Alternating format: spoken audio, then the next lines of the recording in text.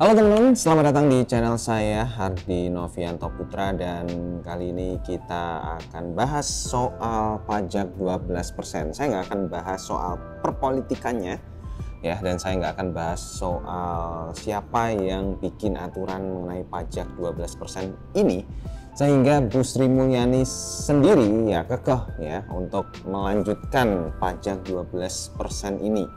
Yang mau saya bahas itu adalah ini nanti efeknya bakalan seperti apa sih pajak 12%, dan bagaimana kita menyikapinya sebagai masyarakat dan ya sebagai financial planner ya.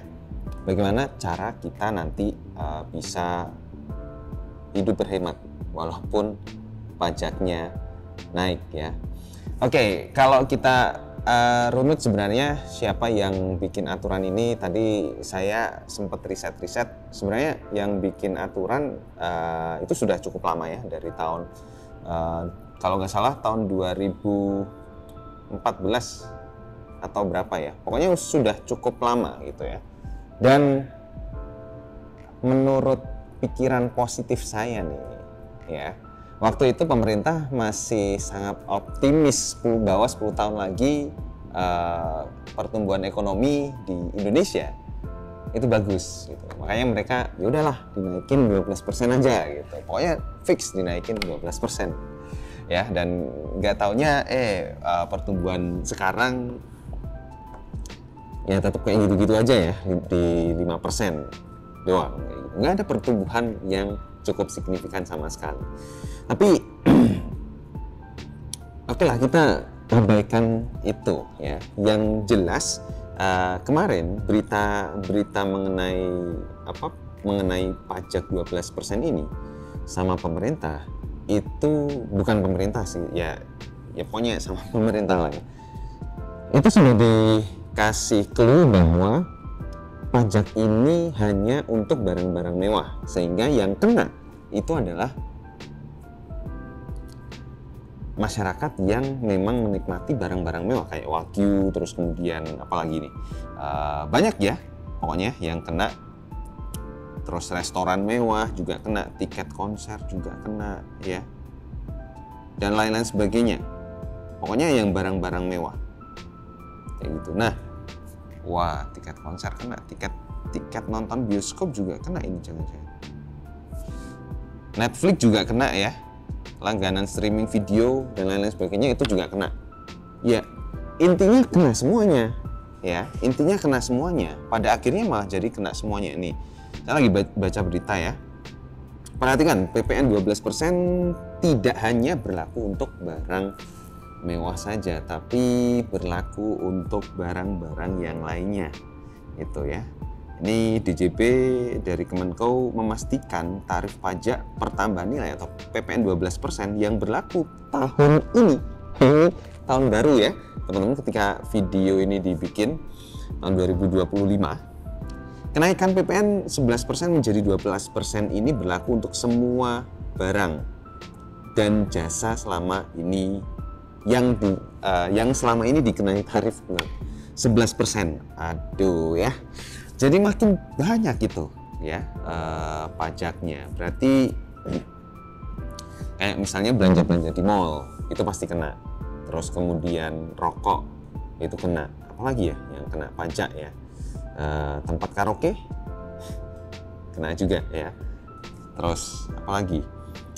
Nah, barang dan jasa yang mendapatkan fasilitas bebas PPN di tahun 2025 terbagi menjadi ketiga kelompok ini, yaitu pertama ada kebutuhan pokok, ada beras, gabah, jagung, kedelai, garam, daging, telur, susu, buah-buahan, dan juga sayuran. Ini kebutuhan barang pokok ini nggak kena ya. Terus kemudian sejumlah jasa ya, kayak jasa medis, jasa pelayanan sosial, jasa keuangan, asuransi, pendidikan, kemudian jasa angkutan di darat dan di air, jasa tenaga kerja, serta jasa persewaan rumah susun umum dan rumah umum. Oh, berarti jasa angkutan umum di darat dan di air, berarti di udara kena juga nih ya. Traveling jadi makin mahal tuh. Barang lainnya ini mencakup buku, kitab suci, vaksin polio, rumah sederhana, rumah susun sederhana milik Rusunami, listrik dan air minum. Ini yang bebas ya, yang bebas berarti ketiga kelompok ini kayak kebutuhan pokok, sejumlah jasa, terus barang yang lainnya itu yang tidak kena PPN 12%. Lainnya dari itu kena. Oke, ya. Lainnya dari itu semuanya kena ya. So, berarti apa nih dampaknya buat masyarakat kita? Ya, pertama, perputaran uang itu bakalan terhambat ya. Pabrik-pabrik yang kena pajak itu juga bakalan banyak PHK di situ ya. Yang otomatis mereka bakalan melakukan efisiensi juga ya untuk membayar pajak ini. Terus mal-mal ya kemungkinan bakalan sepi atau mereka bakalan cuman shopping window saja ya, window shopping ya, cuman jalan-jalan di mall tapi nggak beli-beli kayak gitu ya. Artinya kasihan buat tenant-tenant yang sudah sewa di mall tapi nggak ada yang beli kayak gitu ya. Buat pengusaha-pengusaha yang punya stand di mall tapi nggak ada yang beli kayak gitu. Terus kemudian ya kita harus melakukan penghematan ya. Kita harus melakukan penghematan untuk tidak membeli barang-barang yang masuk ke pajak PPN, yang kena pajak ini ya, yang kena PPN 12% ini. Otomatis ketika masyarakat melakukan penghematan kan perputaran uangnya itu juga turun. Nah, data GDP di Indonesia itu dihitung dari barang dan jasa yang dihasilkan dan juga konsumsi masyarakat juga. Nah, kalau konsumsi juga ikutan turun, otomatis GDP, pertumbuhan ekonomi di Indonesia itu juga bakalan turun. Ini saya nggak ngerti ya, kenapa mereka nggak mikir sampai ke situ. Harusnya sih mereka mikir sampai ke situ ya, bahwa nanti GDP kita bakalan bisa turun juga kayak gitu ya. Pastinya bakalan bisa turun juga kalau konsumsi turun ya, dan otomatis orang-orang akan melakukan penghematan ya. Kita bisa belajar dari sini sih buat masyarakat ya, ini buat teman-teman yang selaku masyarakat ya. Ya udah, kita alokasikan uang kita untuk membeli kebutuhan pokok saja dan menahan untuk tidak membeli barang-barang yang kena PPN ya, kena PPN. Karena ya kerasa pajak dari yang sebelumnya 11% naik jadi 12% itu kerasa banget, karena penerimaan pajak yang diterima oleh pemerintah itu ternyata ya jadi naik 10%, 9% ya, hampir 10% lah ya, kayak gitu. So, siapkan ikat pinggang teman-teman ya untuk menahan nggak membeli barang-barang yang kena pajak gitu ya, untuk membeli barang-barang yang kena pajak.